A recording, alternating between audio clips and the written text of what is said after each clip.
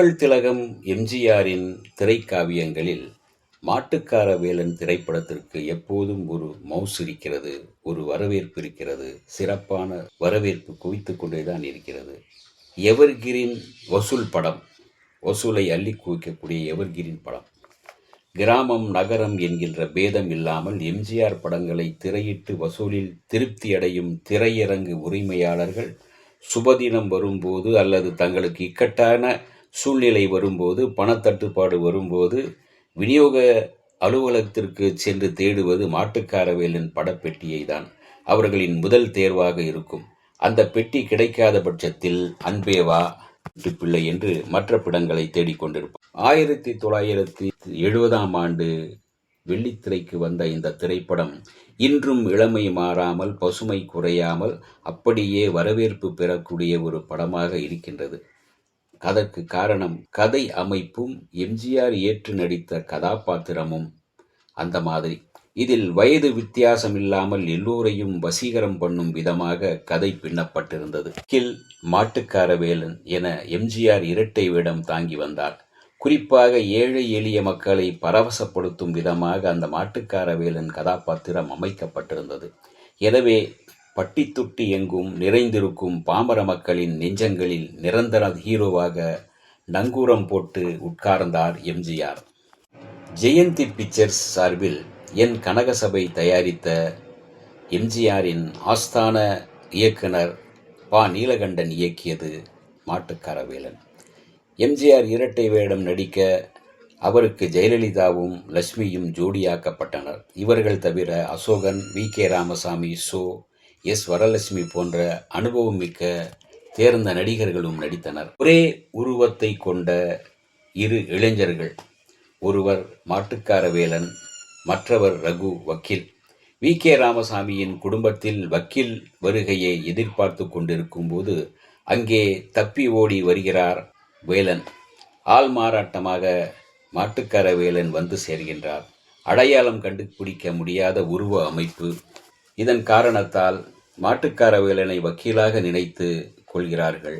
அவரை அந்த வீட்டில் நிரந்தரமாக தங்க வைத்து ராஜ உபசாரம் செய்கின்றார் வி.கே. ராமசாமி. அவரது மகள் ஜெயலலிதாவும் விழுந்து விழுந்து விருந்து உபச்சாரம் செய்வதோடு வேலனிடம் தன் இதயத்தையும் பறிகுடித்து காதல் வசப்படுகின்றார் ஜெயலலிதா. வரலட்சுமி மாப்பிள்ளை என்று மனம் உருகி அன்போடு கவனிப்பதும் அவரையே உருக வைத்து விடுகிறது. ஒரு மாட்டுக்கார வேலனைப் போல ஒரு மாட்டிடம் அந்த பால் கறக்கும் அந்த காட்சி மிக அற்புதமாக அமைந்து விட்டது. தருணத்தில் நிஜமான வக்கீல் ரகுவின் வருகை நிகழ்கிறது. தன் இடத்தில் இருக்கும் வேலனின் இக்கட்டான சூழ்நிலையும் அவனது காதலையும் நினைத்து மனம் கலங்குகின்றான் வக்கீல் ரகு. அதோடு வேலனின் காதலுக்கு உதவுகின்றான். காதலுக்கு மரியாதை தரும் வக்கீல் லட்சுமியை காதலித்து வருகிறார். அவர்களின் ஆழமான காதலை குடும்ப பகை பிரித்து வைத்தது. அவளது அப்பா நாகலிங்கம் விஷம் கக்கும் நாகத்தை காட்டிலும் கொடியவன். ரகுவின் தந்தையை கொன்ற கொலைகாரன். இந்த உண்மை நிரூபணமான பிறகுதான் தன் காதலி லட்சுமியை ரகு நிராகரிக்கின்றார். அவரை விட்டு விலகி விலகி செல்கின்றார். இதற்கு நடுவிலே ஆள் மாறாட்டம் அம்பலமாகி வேலன் அந்த வீட்டை விட்டே துரத்தி அடிக்கப்படுகிறார். அவர்கள் காதலுக்கும் சோதனை வந்துவிடுகிறது. சோதனை சூழ்ந்த இந்த காதல் ஜோடிகள் அதை எப்படி சமாளிக்கிறார்கள்? அவர்கள் வாழ்க்கையில் சுகமான முடிவு ஏற்படுகிறதா? இருவரும் சேர்ந்தார்களா? மாட்டுக்காரவேலனும் ஜெயலலிதாவும் சேர்ந்தார்களா? லட்சுமியும் ரகுவும் சேர்ந்தார்களா என்பதே மீதி கதை. ஆள் மாறாட்ட கதை என்பது எம்ஜிஆரை பொறுத்தவரை எவர்கிரீன் சப்ஜெக்ட். எம்ஜிஆர் இதை எப்போது தொட்டாலும் வெற்றியை தொட்டுவிடலாம். அதற்கு காரணம் நாடோடி மன்னன், எங்க வீட்டு பிள்ளை, இந்த சிறந்த ஆதாரங்களை அடுக்கி வைக்கலாம். அந்த பட்டியலில் மாட்டுக்காரவேலனும் வெற்றியை பெற்றது. இது ஆள் மாறாட்ட கதை என்றாலும் கூட ஆழமான அழகான ஒரு காதலும் உள்ளே இருந்தது.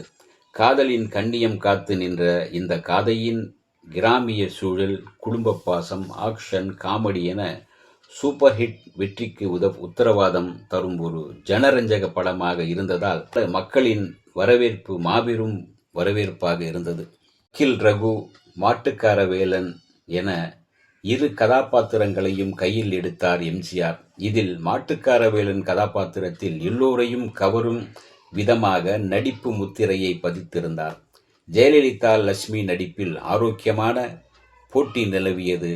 மற்ற நட்சத்திரங்களும் படத்திற்கு பலம் சேர்த்தனர். கதை அமைத்து மிக சிறப்பாக இயக்கிய பா. நீலகண்டனுக்கு சிறந்த இயக்குனருக்கான மாநில அரசின் விருதும் மாட்டுக்காரவேலன் பெற்றுத் தந்தது.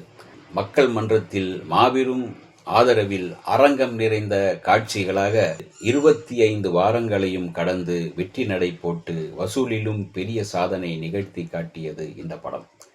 படத்தின் அபார வெற்றிக்கு அடித்தளமாக இருந்தது இசையும் பாடல்களும் என்றாலும் மிகையாகாது.